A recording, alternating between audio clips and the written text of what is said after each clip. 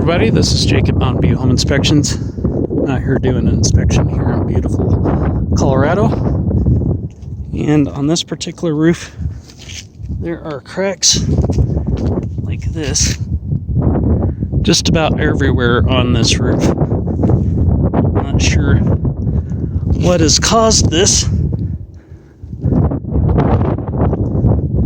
but my best guess is that it was a bad shingles to begin with that were installed on this. This is not too old,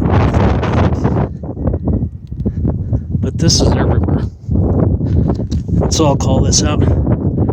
Ask that it be evaluated by a professional roofer. Maybe they've seen it. I've never seen one quite this bad before. But this is with this particular types of cracks anyway. But this is why I always recommend that you have your roof looked at, or you look at your roof, or have it looked at professionally once a year, so you can kind of get ahead of these things, so that when it comes time to sell your house, it doesn't take you by surprise. If you have any questions, please feel free to give me a call.